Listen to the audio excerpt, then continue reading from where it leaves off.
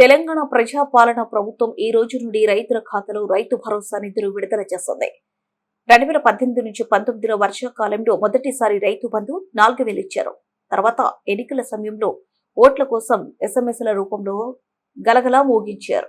అప్పుడు రైతు బంధు పూర్తి చేయడానికి 4 నెలలు 5 రోజులు ఇచ్చారు. యాసంగిలో రైతు బంధు పూర్తి చేయడానికి 5 నెలలు 11 రోజులు సమయం పట్టింది. 2019-20లో పార్లమెంటు ఎన్నిక సమయంలో నెల 15 రోజులు పట్టింది. 2021లో 5 నెలలు 11 రోజులు పట్టింది. 2021 నుంచి 22లో రింగ్ రోడ్డును 30 సంవత్సరాలకు అమ్మి ఆ పైసలతో రైతు బంధు ఇచ్చారు.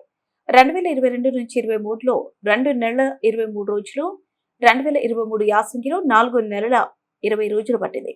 2023 నుంచి 24లో 3 నెలలు 23 రోజులు పట్టింది. ఇది అఫీషియల్ డాక్యుమెంట్. వాళ్ళు 10 సంవత్సరాల్లో 73,000 కోట్లు ఇచ్చారు.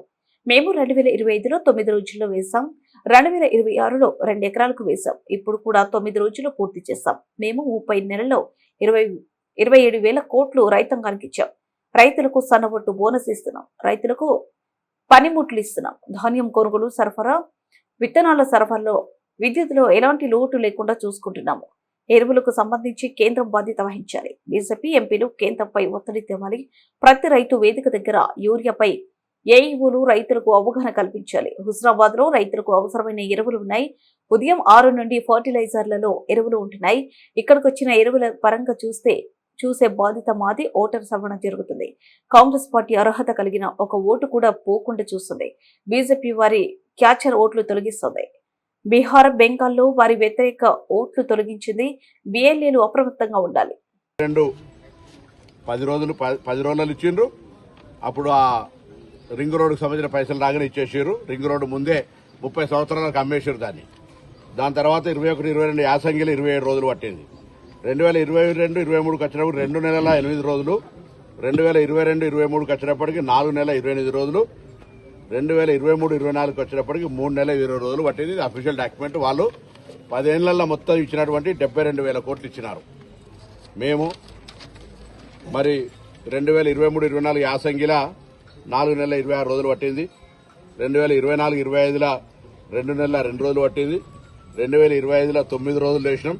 2025-26లో మొన్న 2 ఎకరాలకు వేసినాం. ఇవాళ 9 రోజుల్లో మొత్తం రాష్ట్రంలో ఉన్నటువంటి ప్రతి ఎకరాకు మళ్ళీ వేసే కార్యక్రమం చేస్తున్నాం. ఇప్పటికే మేము ఈ యొక్క 30 నెలలలో 27,000 కోట్లు రైతాంగానికి ఇచ్చినాం. ఇది కాక బోనస్ ఇస్తా ఉన్నాం.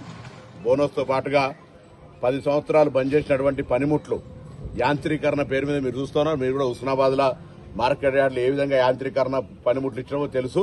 పనిముట్లు కూడా జీరో చేసినటువంటి పరిస్థితి. మేము రైతులకు సంబంధించి మరొకసారి కూడా సీజన్ స్టార్ట్ అవుతా ఉంది. కట్టుబడి ఉన్నాం. ధాన్యం కొనుగోలుకు సంబంధించి కావచ్చు, విత్తనాల సరఫరాకు సంబంధించి కావచ్చు, లేదా వాటికి సంబంధించినటువంటి విద్యుత్కు సంబంధించి కావచ్చు, అన్ని రకాల ఉన్నాయి. ఇక్కడ ఒక అంశం ఎరువులకు సంబంధించి. ఎరువులు అనేటువంటిది దయచేసి రైతులు కూడా ఆలోచన చేయాలి. పూర్తిగా ఎరువుల తయారీ అనేటువంటిది కేంద్ర ప్రభుత్వం. రాష్ట్రాలు ఎక్కడ కూడా ఈ దేశంలోనే ఏ రాష్ట్రం ఎరువులు తయారు చేసుకోదు. ఎరువుల శాఖ కూడా కేంద్ర ప్రభుత్వం దగ్గర ఉంటుంది. కెమికల్ అండ్ ఫర్టిలైజర్ డిపార్ట్మెంట్ అనేది. సో వాళ్ళు తయారు చేసేది వాళ్ళే, సరఫరా చేసేది వాళ్ళే. వాళ్ళు ఉద్దేశపూర్వకంగా సరఫరాలు తగ్గించి అలా 2 రకాలు. ఒకటేమో తెలంగాణలో భారతీయ జనతా పార్టీ లేదు కాబట్టి సతాయించాలనేది ఒకటి. రెండోది ఎరువుల శాతాన్ని తక్కువ వాడి మందు బువ్వ తినద్దు, మందులకు సంబంధించినటువంటి ప్రభావితం కావద్దు అనే దాని మీద 2వ ఆలోచన కూడా అందులో ఉంది. ఇటువంటి పరిస్థితుల్లో రైతులు అర్థం చేసుకునేటువంటి పరిస్థితి ఉండాలి. నేను మొన్న కూడా కాంగ్రెస్ పార్టీ పక్షాన చెప్పినాం. ఈ రాష్ట్రంలో ఎరువుల సరఫరాకు సంబంధించి ముఖ్యమంత్రి గారితో పాటుగా మేమందరం కూడా అనేక సందర్భాల్లో కేంద్ర ప్రభుత్వాన్ని డిమాండ్ చేసినాం. తప్పకుండా ఎరువుల సరఫరా భారతీయ జనతా పార్టీ బాధ్యత. కేంద్ర ప్రభుత్వం తయారు చేసేటువంటి ఎరువులతో పాటుగా తెలంగాణలో ఉన్నటువంటి రామగుండం ఫర్టిలైజర్ ఫ్యాక్టరీ నుంచి కూడా మొత్తం తెలంగాణ రైతాంగానికి ఇవ్వాలని డిమాండ్ చేస్తా ఉన్నాం. మా ఎరువులకు సంబంధించి రైతులు ఇబ్బంది పడుతుంటే కూడా కేంద్ర ప్రభుత్వం ప్రేక్షక పాత్ర వహిస్తా ఉన్నది. ఎవరు కూడా స్పందిస్తలేరు. వాళ్ళు పోయి కొట్లాడి 8 మంది ఎంపీలు ఉన్నారు, 2 మంత్రులు ఉన్నారు. పోయి వచ్చేసారి మాదే అధికారం అనేటువంటి మీరు రైతులకు సంబంధించినటువంటి ఎరువుల కొరత విషయంలో కూడా మీకు బాధ్యత లేదని అడుగుతాను. ఇవాళ ఈ ఎరువుల కొరత ఇక్కడ ఏర్పడితే భారతీయ జనతా పార్టీ నాయకులు ఇంటి ముందు ధర్నా చేస్తాం. బాధ్యత వహించండి. మీ నాయకత్వం మీద ఒత్తిడి తేండి. ఇది పూర్తిగా తయారీ అందరికీ తెలుసు, ప్రతి రైతుకు తెలుసు. ఎరువులు రాష్ట్రాలలో ఉత్పత్తి కావు. తయారు చేసేటువంటి ఫ్యాక్టరీలు అన్ని కూడా కేంద్ర ప్రభుత్వం కంట్రోలే. సరఫరా కూడా పూర్తిగా ఎరువుల సరఫరా అంతా కూడా కేంద్ర ప్రభుత్వందే. ఎక్కడ కూడా రాష్ట్ర ప్రభుత్వానికి సంబంధం లేదు. కాబట్టి ఈ సరఫరా విషయం లోపల ఎక్కడ కూడా మరి కేంద్ర ప్రభుత్వం భారతీయ జనతా పార్టీ నిర్లక్ష్యం చేయకుండా, తెలంగాణ రైతుల పట్ల వివక్ష చూపెట్టకుండా, నిధులలో వివక్ష, తెలంగాణ ఏర్పాటు పట్ల అపహాస్యం చేయడము, ఇది అలవాటుగా మారిపోయినటువంటి సందర్భంలో ఎరువులకు ఏమాత్రం ఇబ్బంది కలిగినా భారతీయ జనతా పార్టీ నాయకత్వం ఇళ్ల ముందర ధర్నా చేస్తాం.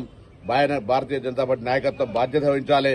ఎంపీలు, కేంద్ర మంత్రులు ఈ అంశాల లోపల తగిన జాగ్రత్తగా ఉండండి. మేము ఇప్పటికే కేంద్రం మీద అనేక సందర్భాలు ఒత్తిడి తెస్తున్నాం.